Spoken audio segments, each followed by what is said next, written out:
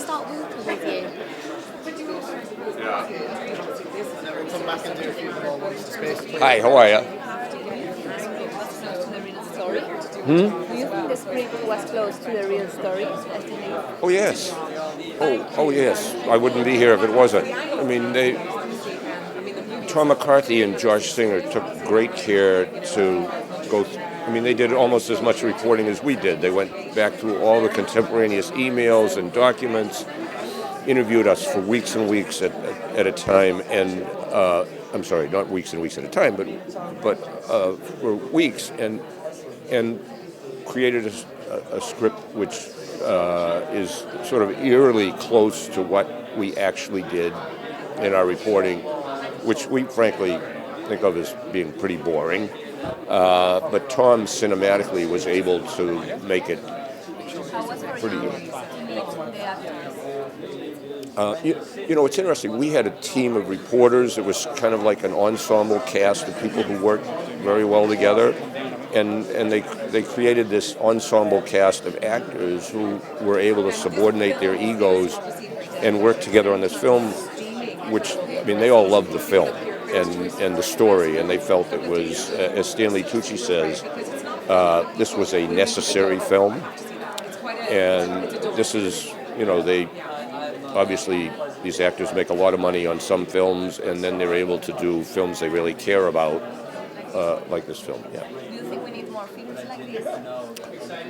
I would rather see 10 films like this than one Star Wars. Okay. Thank you. Hi, Robby.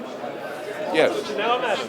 Adam, Nice to meet you. nice to meet you. Well, congratulations. I guess you're part of film history now. Well, I don't know about that. We'll see. Can you tell me what your reaction was when you found out they were going to make a movie about what happened back in... Well, it was a little disbelief. I mean, first of all, we never imagined that the way reporters do their stories, how we make the sausage, would be of interest to anyone except other reporters. And we turned out to be wrong. You know, then we thought, oh my God, what if it has car chases and sex scenes and all that other stuff? And none of that happened. You know, they wanted to make a film that really told the story of what actually happened back in 2001, and they accomplished that. So we're all thrilled. Yeah, I mean, it's paying off for the critical acclaim it's getting. Can I ask, are you still feeling the ramifications of that story? Well, I'll tell you what's happened because of the film. The number of people who were abused by priests coming forward has shot way up.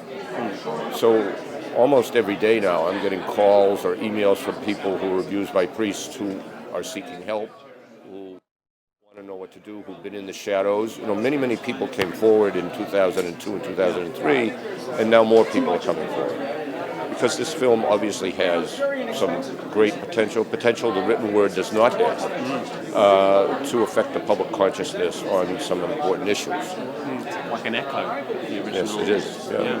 I think what would be useful for our audience is if you could tell me your role in the Spotlight team and the story that's broken, just so we can make the video more informative. Thanks. Sure. I was the editor of the investigative team at the Boston Globe, the Spotlight team, in 2001. And by the way, the team was modeled on the Insight team at the Sunday Times in London in the 1960s. The Spotlight team was formed at the Globe in 1970, and we did long-term investigative projects.